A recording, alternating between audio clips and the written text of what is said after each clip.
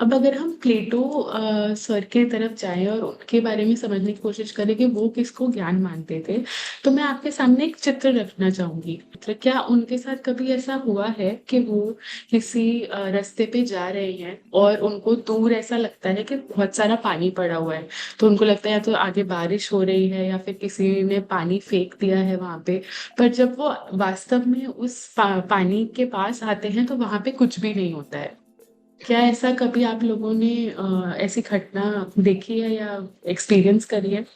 अवनिका, मैं राजस्थान में रहता हूँ और ये जैसे ही गर्मियां पड़ती हैं अप्रैल के महीने से ये हमें अपनी ये दिखने लग जाता है। छत्तीसगढ़ में हो सकता है कि इसके नाम अलग अलग लिए जाते हैं, और छत्तीसगढ़ में जो साथी बैठे हैं डेफिनेटली ये आपने दिखाई ही दिया है कि ये अलग अलग नामों से परिचित है। मृग मरीचिका। हम्म।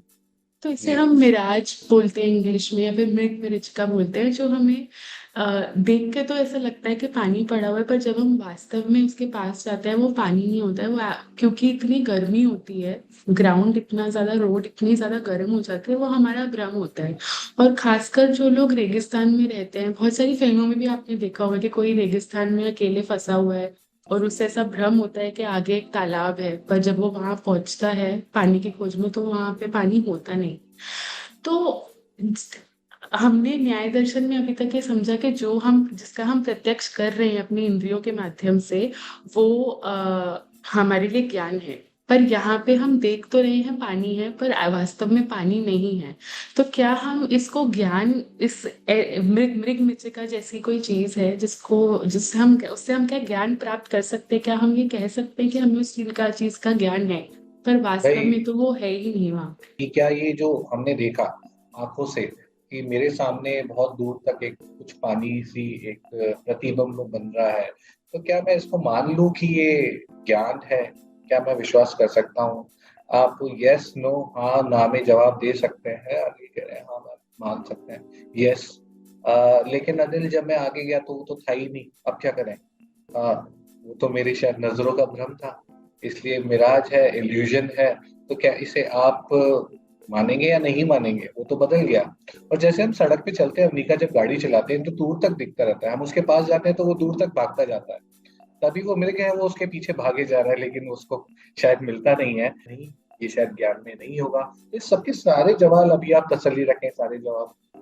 प्लेटो का ये मानना था कि सिर्फ इंद्रियों से हम जो जिन चीजों का प्रत्यक्ष करते हैं उनको हम ज्ञान नहीं मान सकते, क्योंकि वो विश्वसनीय या फिर वास्तविक नहीं होती है।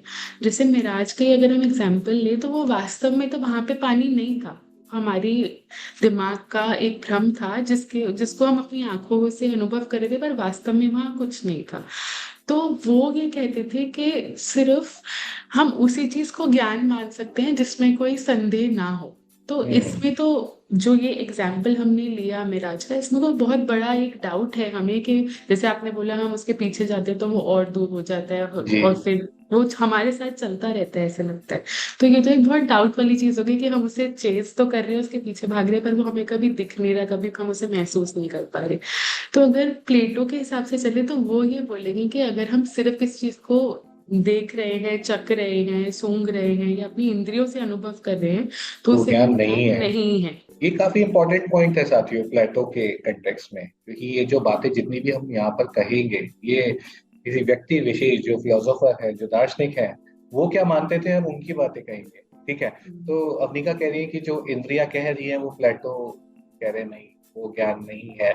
क्योंकि प्लेटो किस बात को एडवोकेसी करते थे? जो ज्ञान, जो चीज स्थिर हो, जो निश्चित हो, जिसपे संदेह न किया जा सके, और वो जो समय के साथ ना बदले। अवनी का करेक्ट हम्म, नहीं, राइट, इसी पे बिल्कुल। ही प्लेटो कह रहे थे। और जो इंद्रिया जो हमें दिखा रही हैं वो शायद उस पे विश्वास नहीं करते थे, यही माना जाए, और उसको ज्ञान की श्रेणी में नहीं रखते थे।